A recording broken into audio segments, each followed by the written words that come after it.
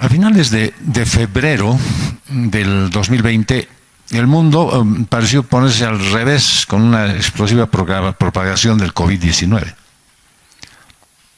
Pero es probable que ahora, en este tiempo, te sientas como en aquel momento, abrumado por lo que parece ser una gigantesca ola de problemas. Entonces es cuando debes mantener en mente que estás bajo el cuidado del Padre Todopoderoso.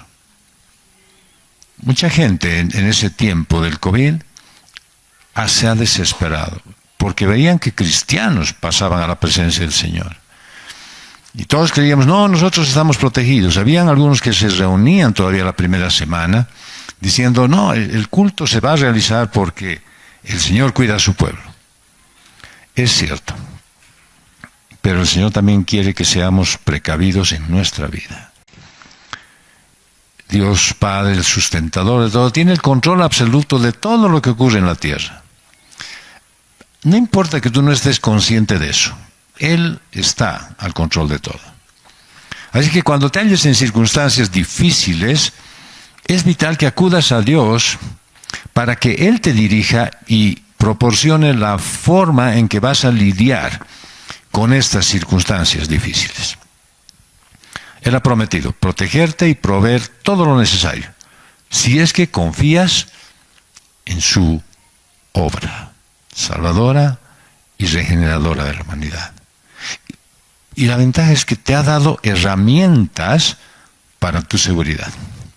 Y estas herramientas no solo son para los tiempos difíciles, son cruciales para el crecimiento diario como cristiano. Por eso la prédica de hoy titula Las herramientas del andar cristiano y solo tiene 2 puntos: la gracia inmerecida y la percepción y discernimiento. Deseamos ser sabios para utilizar las herramientas que el Señor nos da. Seamos suficientemente hábiles como para no dejar que el mundo interfiera en la misión que tenemos y para la cual estamos equipados, preparados y además abastecidos con herramientas. La primera es la gracia inmerecida. Y dice en Romanos 5, versos 1 al 5. Por tanto, habiendo sido justificados por la fe, tenemos paz para con Dios por medio de nuestro Señor Jesucristo, por medio de quien también hemos obtenido entrada por la fe a esta gracia en la cual estamos firmes. Y nos gloriamos en la esperanza de la gloria de Dios. Y no solo esto, sino que también nos gloriamos en las tribulaciones, sabiendo que la tribulación produce paciencia. Y la paciencia, carácter probado. Y el carácter probado, esperanza. Y la esperanza no desilusiona, porque el amor de Dios ha sido derramado en nuestros corazones por medio del Espíritu Santo que nos fue dado. El crecimiento espiritual se nota y es evidente en la vida de cada uno de los cristianos. Y es tan evidente que debería, como primera señal, debería influir sobre lo que piensas de ti mismo. Tuvo una influencia vital sobre Pablo. Cuando escribió a los Corintios alrededor del año 59, él se llamó a sí mismo el más pequeño de los apóstoles, en 1 Corintios 15:9. 4 años más tarde, había crecido espiritualmente al punto de verse como el más pequeño de los santos, en Efesios 3:8. Y después de algunos años más y muchas tribulaciones, Pablo se declaró como el peor pecador del mundo. En 1 Timoteo 1:15.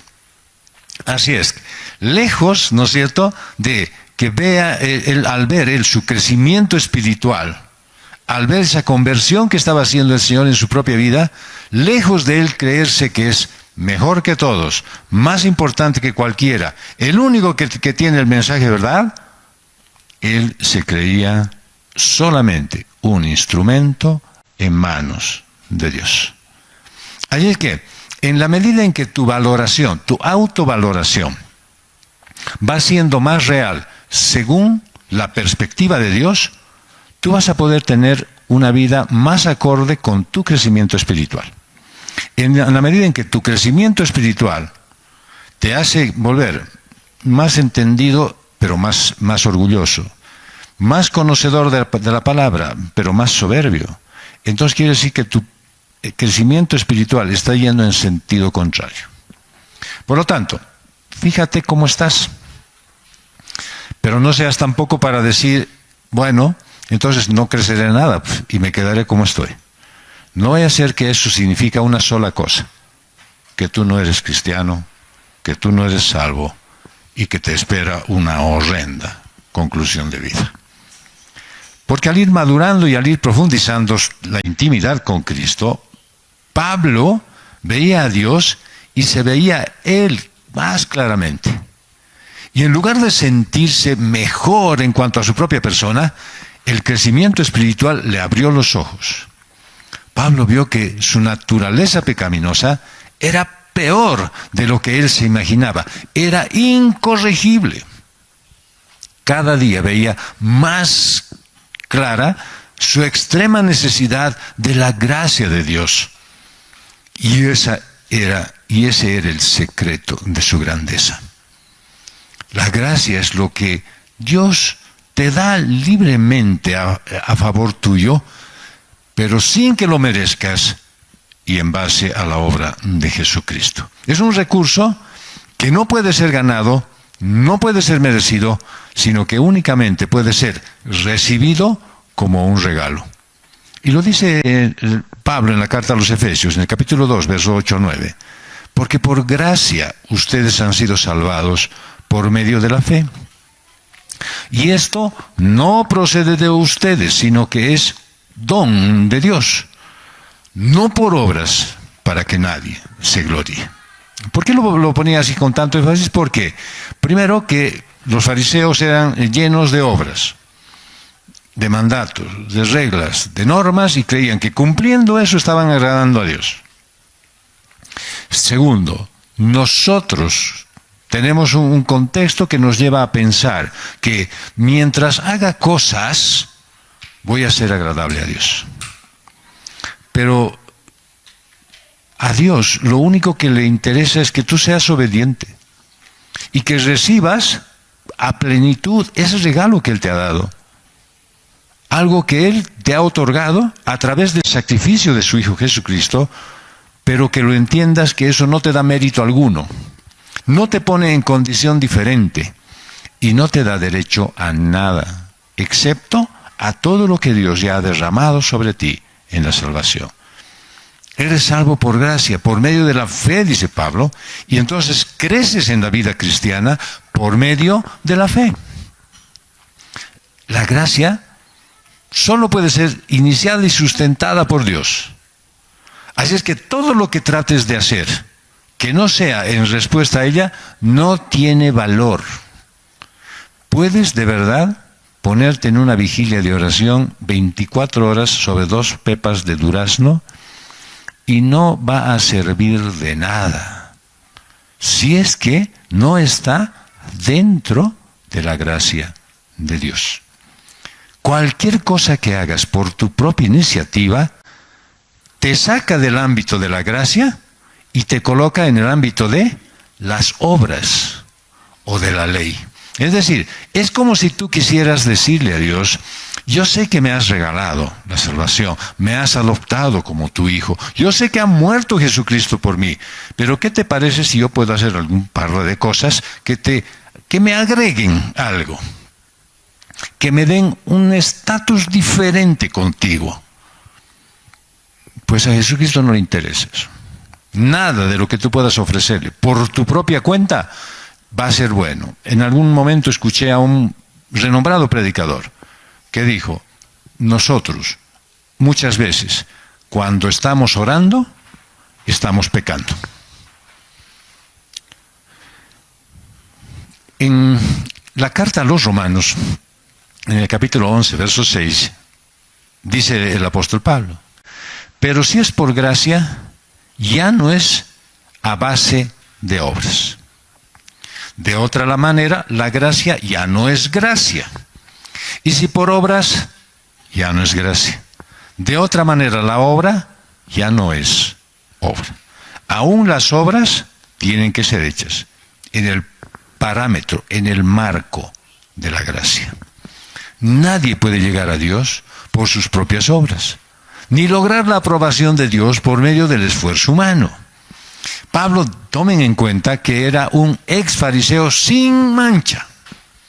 Según las normas de la justicia, él sabía cómo era tratar de llegar a Dios por las obras. Y les mando una carta a los filipenses. En el capítulo 3, verso 4 al 7, les dice, aunque yo mismo podría confiar también en la carne. ¿Sí? O sea, confío en el Señor, confío en la obra misericordiosa, pero también podría confiar en la carne en función a lo que yo soy. Si alguno cree tener motivo para confiar en la carne, yo mucho más. ¿Y cuáles eran sus pergaminos de Pablo? Circuncidado a los 8 días de nacer, del linaje de Israel, de la tribu de Benjamín, hebreo de hebreos, en cuanto a la ley, fariseo, en cuanto al celo, perseguidor de la iglesia, en cuanto a la justicia de la ley, hallado irreprensible.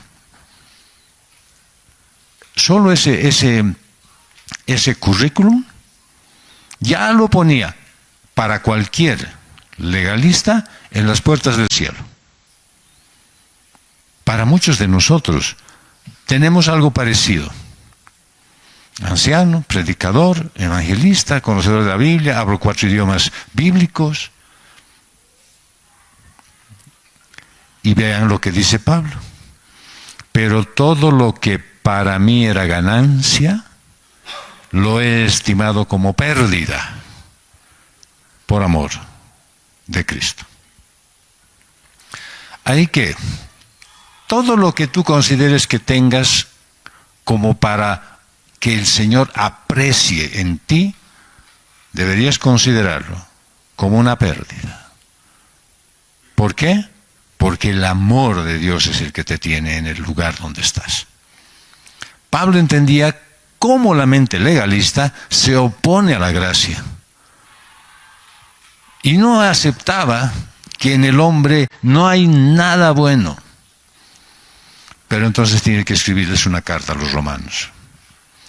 En el capítulo 7, verso 18 les dice, porque yo sé que en mí, es decir, en mi carne, no habita nada bueno. Es decir, en mi naturaleza común, como ser humano, yo no tengo nada que ofrecerle a Dios. Nada bueno. Porque cosas malas en cantidades. Pero nada bueno tengo para ofrecerle a Dios. Pero ¿por qué no? Podría preguntarle a alguien y les responde, porque el querer está presente en mí. Pero el hacer el bien, no. Entonces hay muchas acciones que uno realiza y las iglesias también son parte de ello, ¿no es cierto? En el sentido de decir, a ver, aprovechando de que ya viene la fiesta de fin de año y yo veo cómo la gente le pone tanto empeño a una fiesta que dura un día. Se preocupan de qué vamos a hacer, dónde vamos a ir, con quién nos vamos a reunir. Desde ahorita ya están preparando su reunión de la Nochebuena. Y pasa así. Y después de eso, pues la del Año Nuevo. Pero entre tanto te has descuidado de todo lo que el Señor demanda de ti desde ahora hasta que Él venga. Estás ocupado en tantas cosas que te distraen de que Él es el homenajeado principal, pero no ese día, que ni siquiera coincide con la fecha de nacimiento real de Él. sino todos los días de tu vida. Todos los días debería ser un momento para ofrecerle un sacrificio grato, santo y agradable a Dios. Y no solamente una fiesta, porque dices, no, pero es que me voy a reunir con mis familiares. ¿Por qué no te reúnes hoy? ¿Por qué no llamas hoy? ¿Por qué no los buscas hoy? ¿Por qué vas a esperar una fiesta pagana para poderte reunir con tus familiares? Así que Pablo, ¿no es cierto?, entendía que cualquier cosa que tú quieras hacer, decía que las iglesias probablemente van a buscar la fiesta de Navidad para decir, vamos a llevar chocolate caliente, panetones, ají de fideo, cualquier cosa. Y dice, vamos a ir un grupo de gente que está ahí detrás de la terminal, que duermen en cartones. Muy bien. ¿Y ustedes creen que lo hacen en silencio? ¿Por qué yo me entero? Porque salen las redes sociales. Así es que son como los fariseos, que cuando van a dar su ofrenda sueltan su billete de 10 pesos desde arriba al alfolí, así, y cae el billete así, para que todos vean lo que está haciendo. Las iglesias que quieren ayudar lo deben hacer sin que su mano derecha sepa lo que está haciendo su mano izquierda. Y el cristiano debe ser así. No puede manchar eso bueno que quiere hacer por alguien, poniéndolo en las redes sociales. Dice, es como cuando ustedes, les decía a los legalistas, llegan y hacen algo y hacen sonar las trompetas para que todos sepan lo que han hecho. El Señor Jesús les decía, siento mucho decirles, pero eso no le agrada a Dios. Estaban fuera del escenario de la gracia. La mayoría entiende que el pecado es una violación de la justicia de Dios y comprenden por qué el pecado se tenía que juzgar en la cruz. Pero pocos aceptan que lo bueno que el hombre hace por su propio esfuerzo es abominación e inaceptable para Dios. Porque no lo consideran pecado, lo consideran una buena acción. Y vean ustedes cómo el profeta Isaías nos pone en el contexto de lo que debemos entender. En el capítulo 64, verso 6 dice, todos nosotros somos como el inmundo, y como trapo de inmundicia todas nuestras obras justas. Todos nos marchitamos como una hoja, y nuestras iniquidades como el viento nos arrastran. Esto está describiendo la forma en la que el hombre demuestra que está queriendo hacer algo bueno que le agrade a Dios. Y ese término, ¿no es cierto? Por eso dice, somos como el inmundo, o sea, como alguien que no es aceptado por Dios. Y lo peor, que pone y dice, el trapo de inmundicia. Está haciendo referencia a lo que nosotros ahora conocemos como la toalla femenina de una mujer en su menstruación. Pero, no, ¿por qué? Dice, ¿acaso por qué nosotras nomás y los hombres acá? No, hay una explicación muy básica para eso. El flujo de sangre en el ciclo menstrual es la evidencia de que no ha habido concepción. ¿No?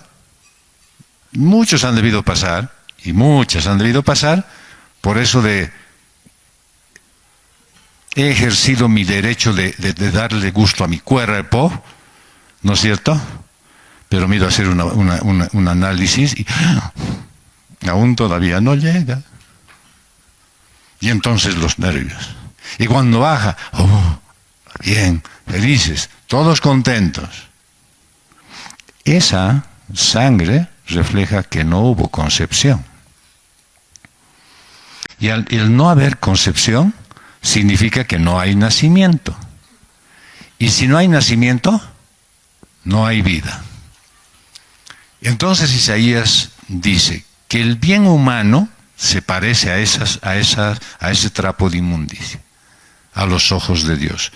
Es nacido muerto. Y por eso el escritor de Hebreos dice que son obras muertas.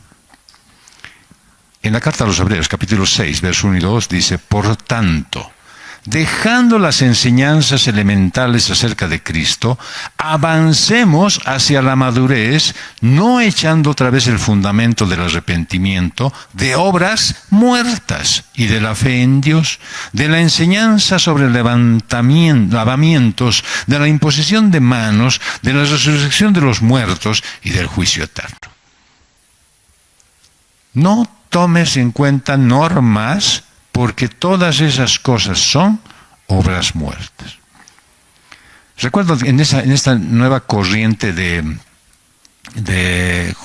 judaísmo que ha aparecido y está influyendo a muchos creyentes, pues se ha dado a la idea de decir, pero es que tienes que celebrar la fiesta de tal, la fiesta de cual, la fiesta de acá, la fiesta de allá, de los panes sin levadura, que de los levaduras. Todas las fiestas que celebraban el pueblo judío de aquel tiempo. Y entonces es motivo para ellos para gloriarse, por si acaso. Y me lo vino a decir una persona. Yo, por si acaso, pastor, quiero decirle que yo celebro todas estas fiestas. Me dio ganas de abrazarlo. Y para decirle, lo siento que estés perdiendo tu tiempo. Esas obras muertas no son pecados, por si acaso. Son los intentos del hombre de ganarse la aprobación de Dios por sus obras. Por eso es que hacen esas fiestas, celebran, comen panes sin levadura, hierbas amargas, corderos sin sal, no sé cuántas cosas que hacen.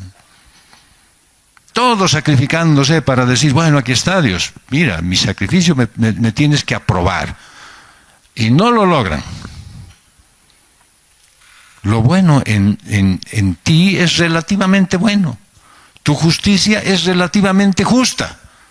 ¿Qué necesitas? La gracia de Dios. Comparado con otros, si tú te comparas con otros, a mí me parece que eres bueno, y seguramente a ti te parece que eres bueno y justo, más de paso. Pero comparado con el bien y la justicia de Dios, ¿qué eres?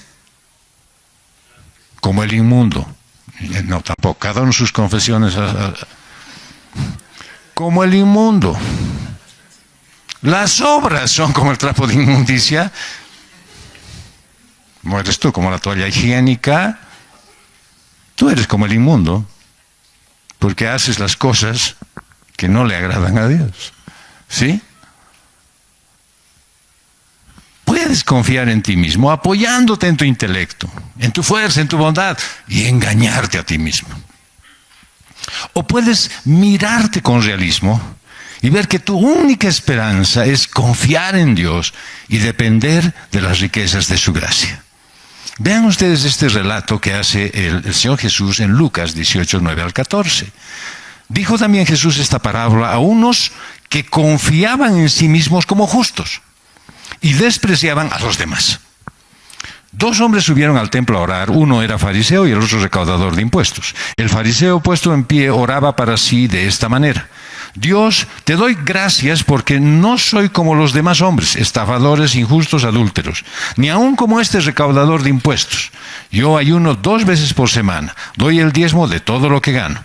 Pero el recaudador de impuestos, de pie y a cierta distancia, no quería ni siquiera alzar los ojos al cielo, sino que se golpeaba el pecho diciendo: Dios, ten piedad de mí, pecador. Les digo que éste descendió a su casa justificado, pero aquel no. Porque todo el que se engrandece será humillado, pero el que se humilla será engrandecido. Es natural en el mundo usar una medida para juzgarte a ti mismo y otra diferente para juzgar a los demás. Los hombres a quienes les estaba dando esta parábola Jesús se veían a sí mismos como los más dechados de virtudes. Esos que cuando miran a los demás, rebajan todo lo bueno que pueden tener ellos. Y más bien agrandan todos los defectos que tienen. Se miden a sí mismo comparando sus puntos fuertes con los débiles de los demás. Y en esta comparación, ellos están por encima de todos. Y por supuesto, y no lo digo yo, lo dice el relato de Jesús, miran a todos con desprecio. Es el pecado del menosprecio. Es la base del odio, la hostilidad, la enemistad, el orgullo. Vean ustedes cómo Pablo lo refleja en la carta a los Filipenses, capítulo 2, versos 3 y 4. No hagan nada por egoísmo o por vanagloria, sino con actitud humilde cada uno de ustedes considere al otro como más importante que a sí mismo. No buscando cada uno sus propios intereses, sino más bien los intereses de los demás. Según los fariseos, todos los que estaban fuera de su pequeña secta no merecían la más mínima valoración. Inclusive se diferenciaban de todos los demás por el nombre fariseo, que quería decir como alejado, separado, y tenían vestimentas especiales para asegurarse de que ellos fueran los que van a impresionar a los demás. Eran legalistas, ocupados en guardar la ley mosaica. Estaban seguros de que cumpliendo los miles de reglamentos que habían agregado a través de los años, estaban bien con Dios, que eran amigos de Dios. Y como todo legalista, eran orgullosos de sí mismos, de su propia justicia, de su agrupación, y esperaban ser admirados por todos. Al otro lado, los cobradores de impuestos eran despreciados. ¿Por qué? Eran los empleados de los odiados conquistadores romanos, pero también eran abusivos, porque cobraban lo que querían al pueblo. Y los fariseos los consideraban pecadores, en la misma categoría que las prostitutas y los gentiles. Jesús dice que el fariseo oraba, ¿a quién? A sí mismo. Qué increíble, ¿no es cierto? Pues a mí no me extraña que ellos oraran así, porque en su mente ellos casi sí, o sea, les faltaba un pelo para ser Dios. Y entonces podrían recordarse que el Salmo 53:1 dice, el necio ha dicho en su corazón, no hay Dios. Podrían decir, el fariseo dijo en su corazón, no hay Dios. ¿Por qué? Porque yo soy Dios. Se han corrompido, han cometido injusticias abominables, no hay quien haga el bien. El fariseo dijo, gracias, pero sin gratitud. Estaba agradecido porque no era como los otros, porque no necesitaba de la gracia de Dios. No le pide nada a Dios. Sentía que él no necesitaba nada, que estaba muy satisfecho consigo mismo. Y eso es autoexaltación. No aprecia la gracia de Dios. Se felicitaba por las cosas que no hacía y por ser tan bueno. Al orar, obviamente, mira a su entorno para ver a ver quién puedo agarrarlo de cordero, y lo mira al publicano. Y con eso se recuerda lo maravilloso que era él. Entonces, cuando posa sus ojos sobre el cobrador de impuestos, se da cuenta de lo bueno que era él comparado con todos los demás. Esto es medirse con la norma humana de la justicia relativa y exaltarse a sí mismo, disminuyendo a los demás. Y ustedes dirán, cierto, pobrecito el fariseo, ay, condenado para siempre. ¿Sabes? Eso pasa aquí. Cuando tú miras y dices, ¿por qué no vendrá? Ay, pues que es así, nadie lo... ¿No lo llamaste? Lo llamé, pero... ¿Y te has preocupado tú? Sí, pero así siempre son esos peregrinos que vienen de un día, luego se van y luego se quedan y luego se van, se bautizan y luego se van a bautizar a las iglesias. Eres un juzgador de las personas por lo que tú crees que es. Y porque tú nunca faltaste. En lugar de agradecerle a Dios, gracias Dios porque nunca me has dejado faltar. Porque me has sacado de donde mi comodidad para hacerme venir aquí. No crean que eso es algo que solamente es de ellos, de los fariseos, de ese tiempo. Ahora hay cristianos fariseos que están juzgando. ¿Qué están haciendo? Mira, yo he traído mi Biblia, y mi Biblia tiene hasta comentarios de... ¿Y los demás? Ni Biblia traen, pero tienen en su celular. No, en su celular están chateando ahorita. ¿Vos crees, pastor, que te están escuchando? Están chateando. Yo no podría juzgar eso. Yo no puedo juzgar eso. Yo simplemente veo lo que veo, lo que es evidente a mis ojos. Y ni aun así puedo juzgarlo como malo. Solo el Señor puede saber lo que es. Y este fariseo, que está reflejándose a muchos actuales, hace una lista de todas sus buenas obras. Y todo lo que decía era una expresión de la ley y de lo externo. Todo lo que apreciaba era lo aparente. No había nada dentro. Ninguna relación con Dios, ninguna comunión, nada de fe. El cobrador de impuestos, odiado, rechazado, un desecho para su propia nación, ahí de pie, solamente dijo 6 palabras. Él se sabía que no era aceptable a Dios. Tenía un temor reverente del Señor. Estaba derrotado, avergonzado, triste. Veía su gran miseria y sabía que necesitaba sin remedio de la gracia y la misericordia de Dios. Y lo dice en la carta a los Hebreos, en el capítulo 4, verso 16. Por tanto, acerquémonos con confianza al trono de la gracia. Es decir, tú deberías acercarte confiado que el Señor ha abierto el camino para que tú vayas hacia el trono de la gracia. ¿Para qué? Para que recibamos misericordia. No para recibir regalos, bendiciones, favores, auto nuevo, esposa buena. No. Y hallemos gracia para la ayuda oportuna. Ahí está, pero aquí dice ayuda oportuna, esa es la ayuda idónea. No es ayuda idónea, es la ayuda de Dios para ti. Es mucho más que cualquier cosa que tú puedas anhelar y desear. Por eso puedes acercarte por el sacrificio de Jesús, puedes acercarte tú con confianza a ese trono de gracia. Este cobrador de impuestos, tan ocupado estaba en pensar en su pecaminosidad, que no tenía tiempo para pensar en las faltas que pudiera tener ese fariseo. Se consideraba él el peor de los pecadores, y lo único que estaba pidiendo era misericordia. La misericordia de Dios detiene lo que mereces, no deja que recibas lo que realmente te mereces. Dios juzgó a Jesucristo en la cruz por tus pecados y por eso Él derrama gracia. La gracia de Dios, esa que Él te da, no la mereces.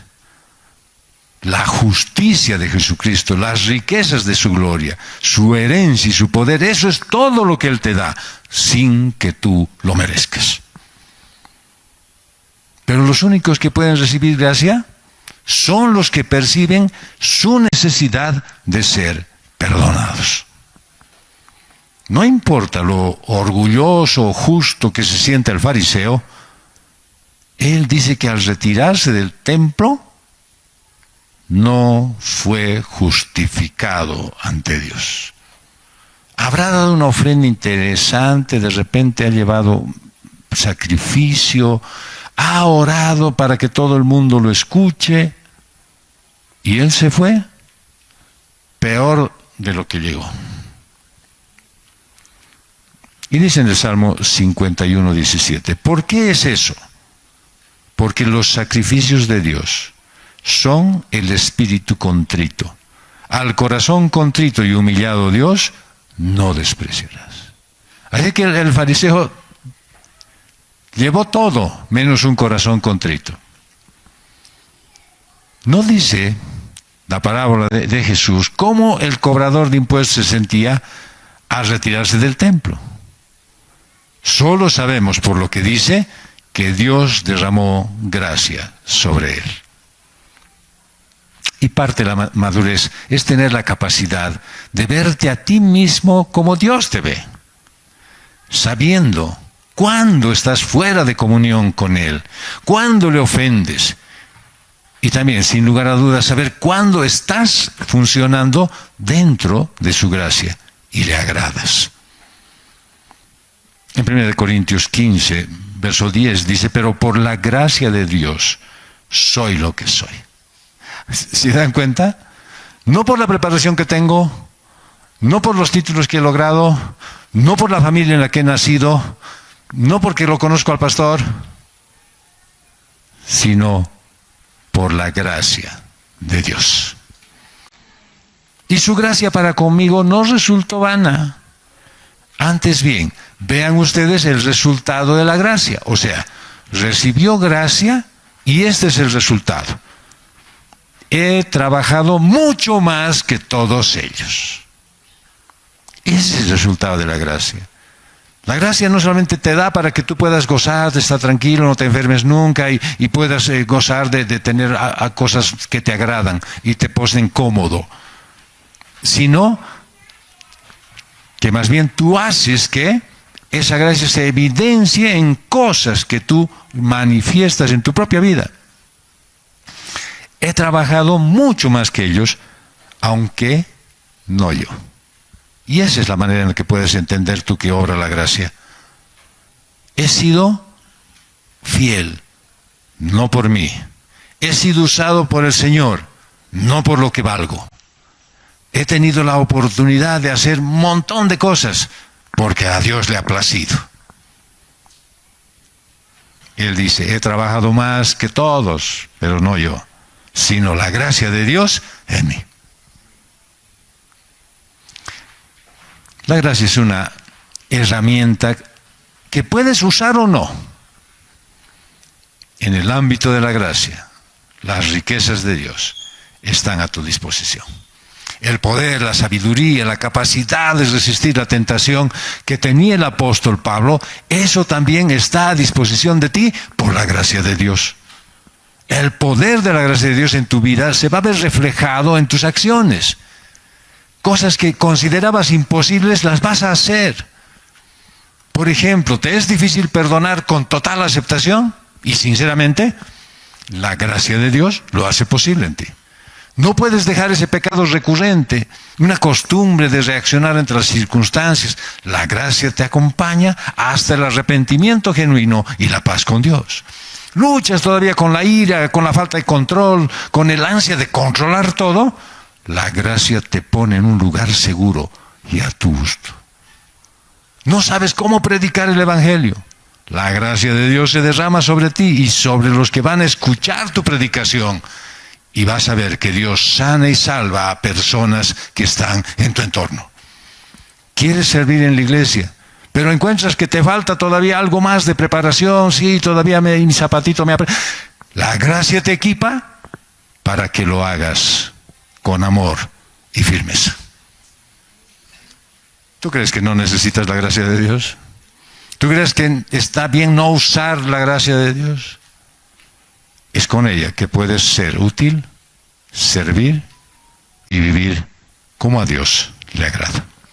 La segunda herramienta es la percepción y el discernimiento. Ezequiel 44, 23 al 24 dice, enseñarán a mi pueblo a discernir entre lo sagrado y lo profano, y harán que ellos sepan distinguir entre lo inmundo y lo limpio. En un pleito actuarán como jueces, lo decidirán conforme a mis ordenanzas, también guardarán mis leyes y mis estatutos en todas mis fiestas señaladas y santificarán mis días de reposo. Hay algo que podría yo afirmar, por mi experiencia y la tuya, es que tú eres la causa de tus sufrimientos. Nadie más tiene la culpa. ¿Ya? Nadie más. Tú mismo nomás te has metido en donde estás ahorita parado. ¿Por qué? Porque todos los días dejas de pasar las cosas maravillosas que Dios quiere darte para tu bienestar espiritual. ¿Pero por qué? Porque cada día prefieres esas cosas horribles que Satanás te muestra y que son para tu dolor y destrucción. Y entonces, ¿qué ha pasado? Es que la razón por la que decides rechazar lo que Dios te da y tomas lo que Satanás te muestra es que no tienes discernimiento. Confundes lo que es bueno con lo que es malo. ¿Y sabes qué? El enemigo es un experto ilusionista. Sabe qué hacer para que la maldad la veas hermosa. ¿Por qué? Y lo dice el Salmo 10, versos 7 al 10. Porque llena está su boca de blasfemia, engaño y opresión. Bajo su lengua hay malicia e iniquidad. Se sienta al acecho en las aldeas. En los escondrijos mata al inocente. Sus ojos espían al desvalido.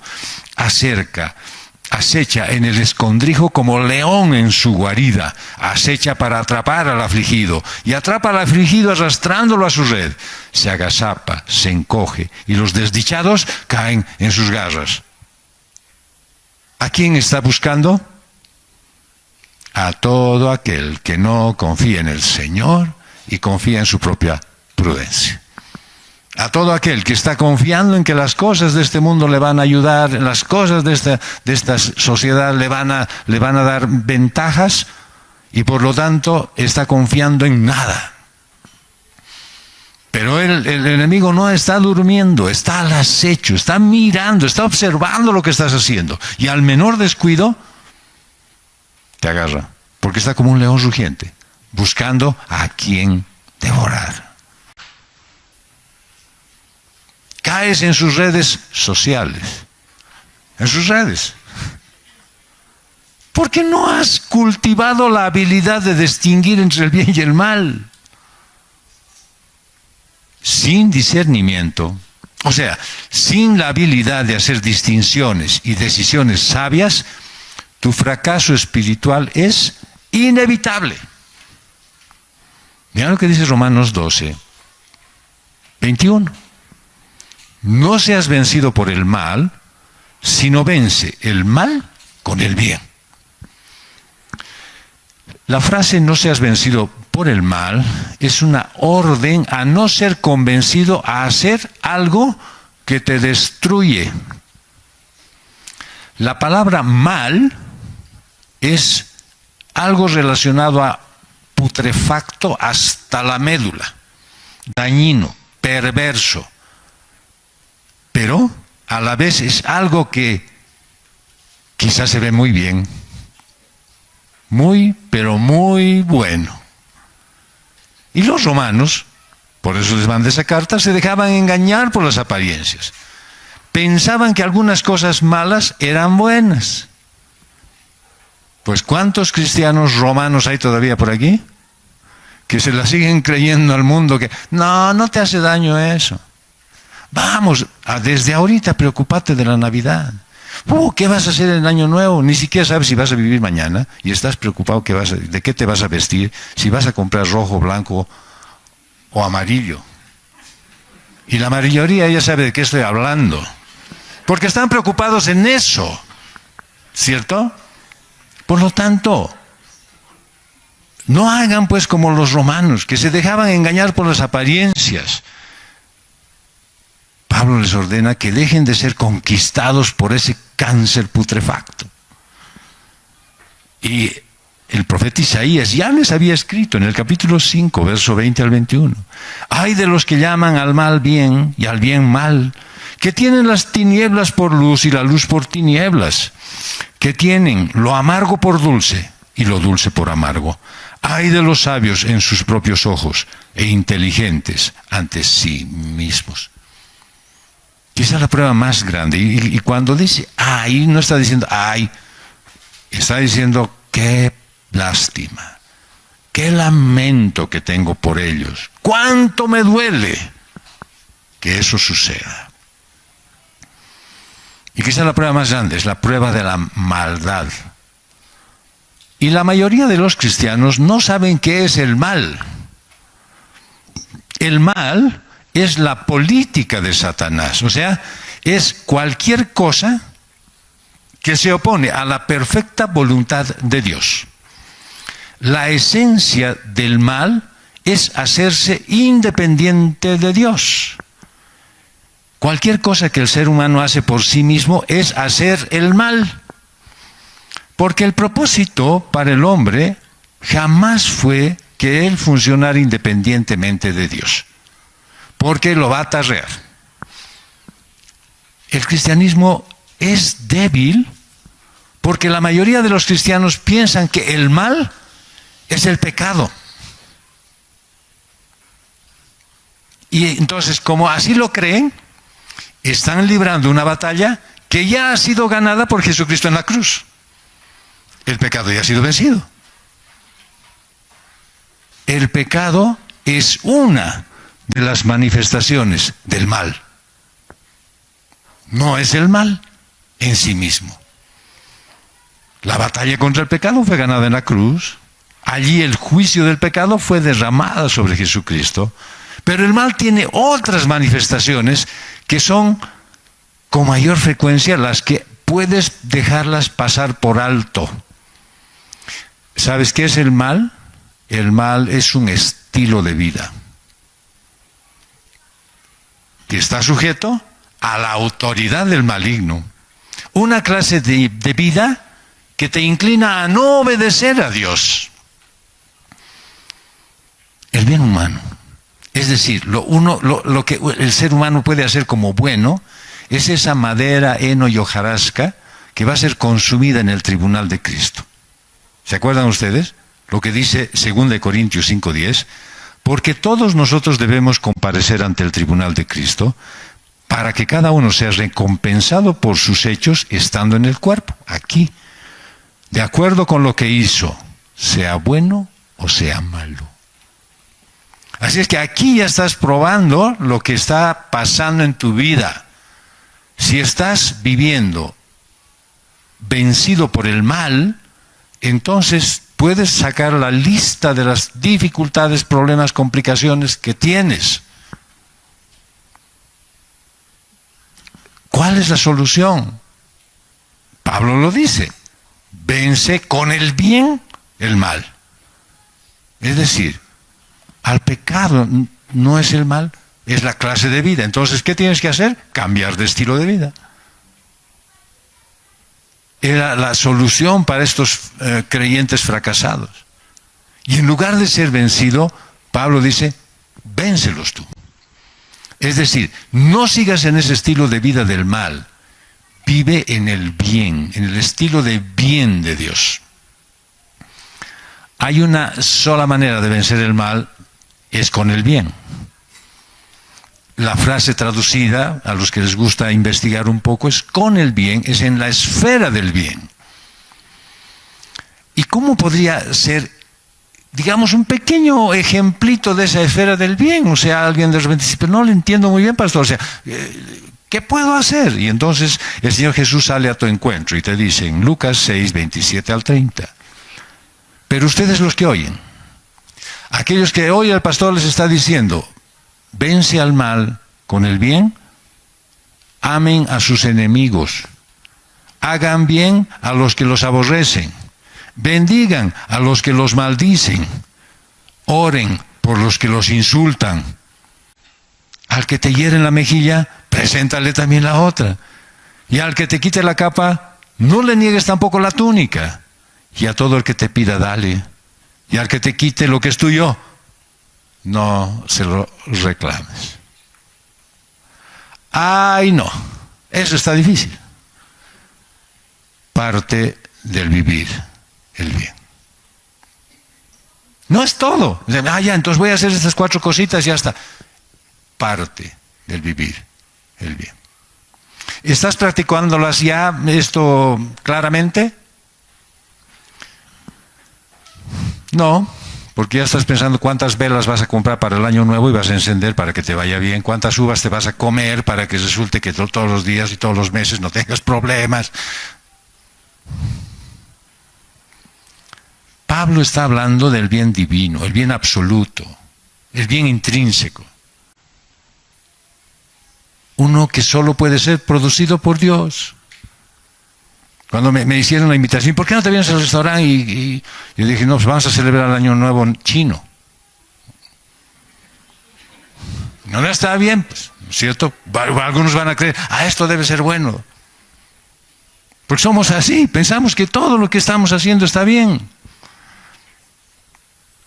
El bien divino es producido también a través de los creyentes por la obra del Espíritu Santo, pero unida a la palabra de Dios. El Espíritu Santo obra por medio tuyo, solo cuando Él te gobierna y no tienes ningún pecado que confesar. Ninguno que te hayas olvidado, ninguno que has escondido. Cuando estás lleno del Espíritu Santo, puede darse el caso hipotético de que peques. Y si te pasara esa hipótesis, confiésalo en ese minuto. Y no le andes echando la culpa a los demás.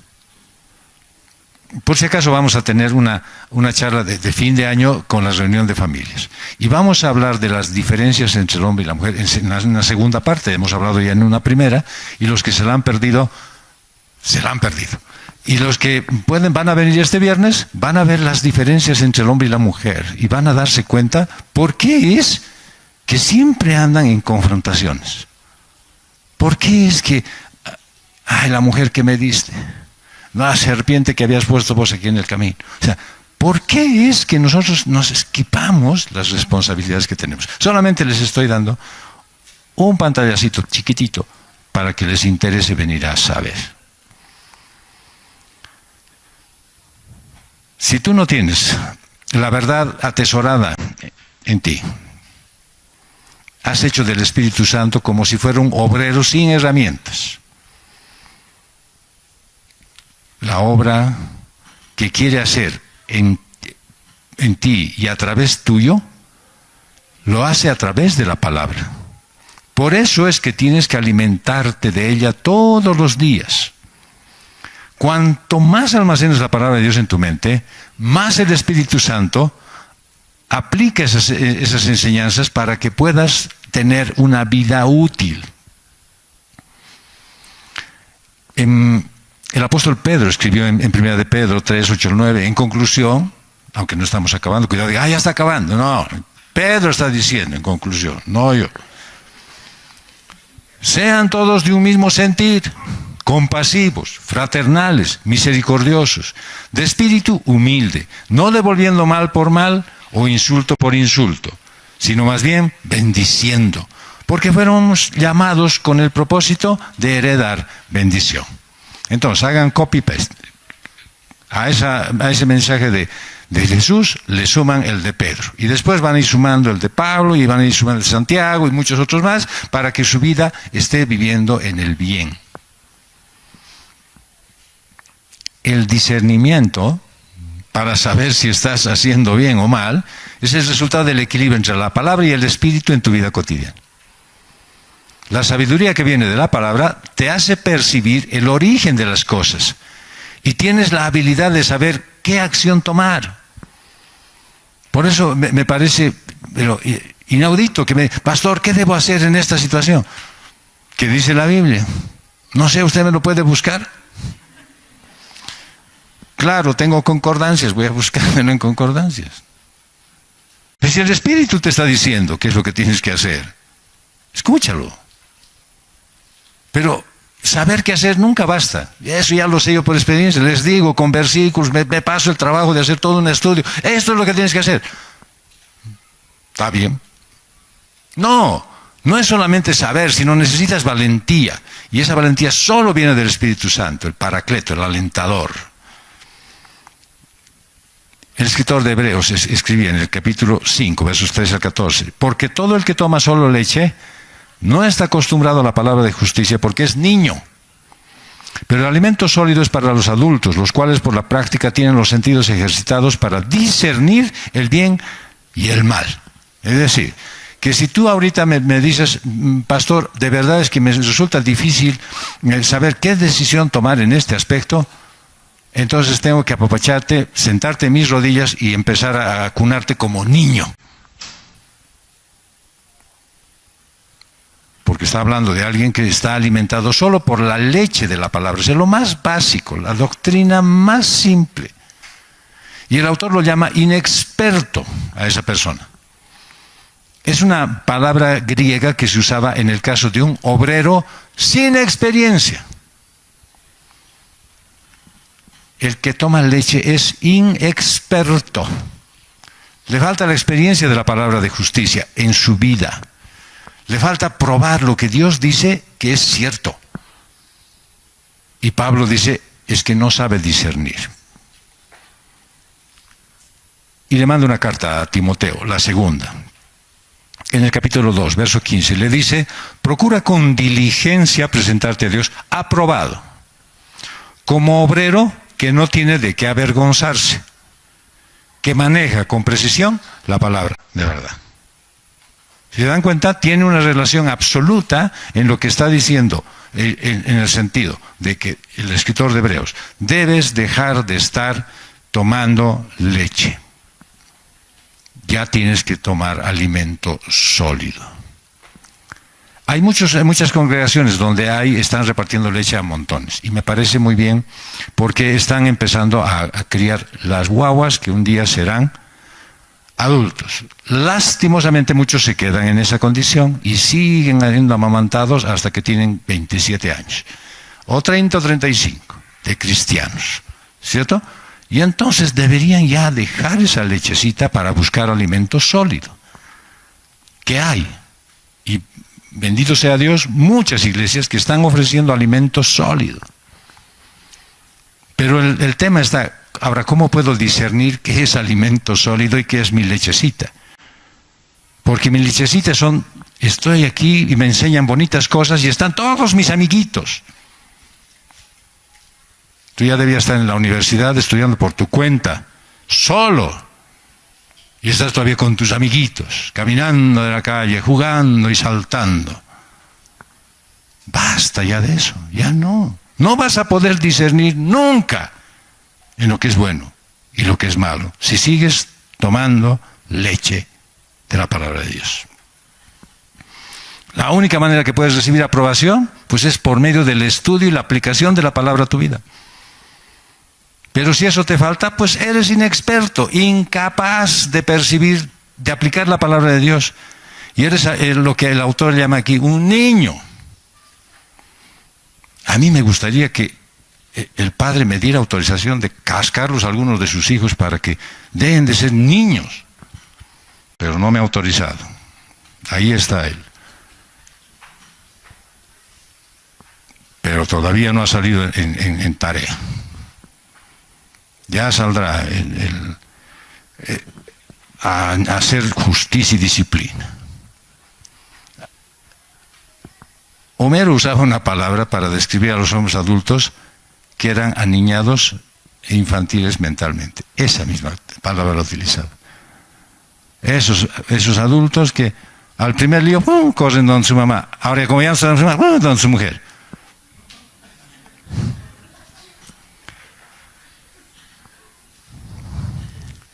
Pablo les escribe a los Corintios en el capítulo 3, versos 1 y 2. Así que yo, hermanos, no pude hablarles como a espirituales, sino como a carnales, como a niños en Cristo.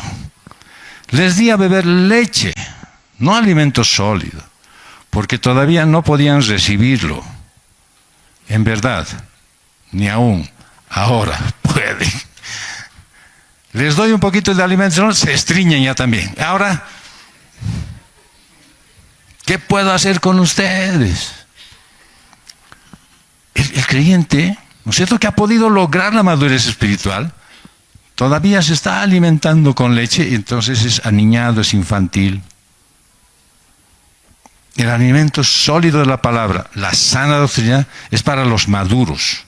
Para los que ya tienen discernimiento, porque se han ejercitado, ya han visto, esto es lo que me conviene, aquí es donde debo estar, esto es lo que voy a estudiar, por aquí puedo andar en la fe. Eso, la palabra el uso, no significa alguna vez. es un hábito resultante de la disciplina constante y perpetua. Esa es la traducción de esa expresión, el uso. O sea, no es solamente que acudas alguna vez, sí, haces caso de lo que sí, y cuando te presentas algún problema, bueno, o sea, acudo a mi experiencia, también a mis amigos, y hago caso de lo que dice el horóscopo. O sea, no, el uso es utilizar la palabra de Dios absolutamente en todo. Y entonces vas a tener disciplina. Y la disciplina produce hábitos. Y dice Pablo en la carta a los Romanos, porque el que de esta manera sirve a Cristo es aceptable a Dios y aprobado por los hombres. Es decir, con tu lechecita en la mano, con tu pilfrut, no vas a llegar a ninguna parte. ¿Sí? Ya debes estar agarrando tu tomahawk. No sé, cualquier cosa, ya. Aunque sea una berenjena cocida, pero agarra algo sólido. Los buenos y los malos hábitos son bien fáciles de establecer. Y solamente cómo los logras con la repetición en tus decisiones. Las malas decisiones repetidas una y otra vez conducen a malas prácticas. Las malas prácticas conducen ¿a qué? A malos hábitos. Y los malos hábitos te conducen a tener un mal carácter. ¿Te has dado cuenta por qué estás renegando todo el tiempo? Porque tienes un hábito malo. Pero los que han alcanzado madurez, por tomar buenas decisiones, pues tienen la costumbre de tener discernimiento. Y por lo tanto andan ¿cómo? Con gozo. Tienen sus sentidos y sus facultades de percepción ejercitados. Es decir, los cristianos maduros tienen buenos hábitos. Todos los días se ejercitan con la palabra y funcionan con la energía del Espíritu Santo. Y por supuesto tienen logros en el ámbito espiritual. Y porque se ejercitan en la palabra, pues sus sentidos se entrenan cada día. Y por lo tanto han aprendido ¿a qué? A discernir. Discernir significa juzgar. Tener la habilidad de juzgar entre el bien y el mal. No es juzgar al uno o al otro, es juzgar entre el bien y el mal. Entre lo que te conviene y no. ¿Te acuerdas lo que dijo Pablo? Todo te puedes hacerlo, todo te es lícito, pero no todo te conviene. Y les escribió una carta a los Filipenses, capítulo 1, versos 9 al 11. Y esto pido en oración, que el amor de ustedes abunde aún más y más en conocimiento verdadero y en todo discernimiento, a fin de que escojan lo mejor, para que sean puros e irreprensibles para el día de Cristo, llenos del fruto de justicia, que es por medio de Jesucristo, para la gloria y alabanza de Dios. El amor sobreabunda en la aplicación de la palabra a la vida y en la habilidad de discernir y percibir. Cuando el discernimiento y el sentido común pues te llevan a tomar decisiones según la voluntad de Dios, puedes considerarte un obrero aprobado. Por medio de tu conocimiento, tu discernimiento, tienes una buena experiencia. Y por lo tanto desarrollas la habilidad de probar las cosas. No recibes todo en paquete cerrado. ¿Se acuerdan de los de Berea? A Pablo lo confrontaban y decían, a ver, vamos a escuchar, ¿qué dice este hombre? Y cuando iban a su casa y estudiaban. Aquí no, se la llevan entera. Ni siquiera confrontan lo que está escrito en los boletines. Todos los días debería estar analizando, viendo, ¿por qué dijo esto el pastor? ¿Y por qué nos ha llamado? No, trapos de inmundicia, no les ha dicho a nadie. No, pero ha dicho, creo. No. Por medio de tu conocimiento y discernimiento, pues vas a tener las evidencias de haber hecho un buen examen. Y es el resultado que va a ser, que vas a escoger lo mejor. Es elegir lo que es digno de valor. Entonces pones las cosas a prueba, identificas lo que es excelente para ser puro e irreprensible. Y según lo que dice Pablo en la carta a los Efesios, así pues, no sean necios, no sigan insistiendo en no hacer caso a lo que Dios dice. Entiendan cuál es la voluntad de Dios para su vida, lo que deben hacer, lo que deben resolver, lo que deben decidir, lo que tienen que hacer. Esos frutos de justicia es una referencia al amor de Dios, llenos, es decir, suplir una deficiencia. No hay dónde más ya, es llenar de calidad, es influir totalmente. Y tus deficiencias pues son suplidas cuando dejas que la palabra de Dios, por obra del Espíritu Santo, sea algo práctico en tu vida. No es teórico. La Biblia no es para que la aprendas y la entiendas en 2 o 3 idiomas. Es para que la apliques a tu vida. Solo entonces vas a empezar a discernir la voluntad de Dios en lugar de seguir tus sentimientos egoístas.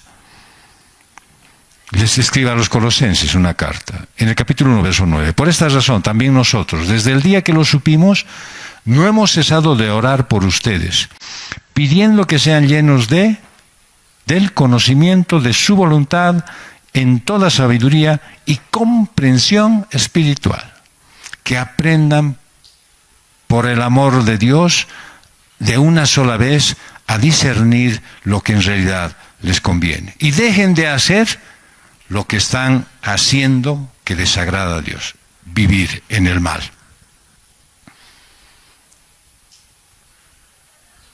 Es probable que te rechacen si es que haces lo que nadie puede hacer sin el amor de Dios, amar incondicionalmente. Es probable que te rechacen. ¿Cómo vas a amar así? No, pues tanto daño te ha hecho. Mira lo que ha dicho de vos. Mira lo que está haciendo. ¿Lo vas a amar? Incondicionalmente. Sí. Sin razón aparente. No porque hay algún atractivo, sino porque Dios me ama. Y porque derrama ese su amor a través mío. Por eso lo puedo amar. Y tú también.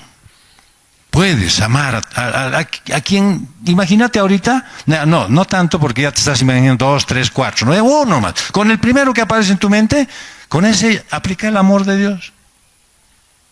Y aceptarlo. Amalo. Cuando puedes amar incondicionalmente, es cuando has sido lleno de los frutos de justicia.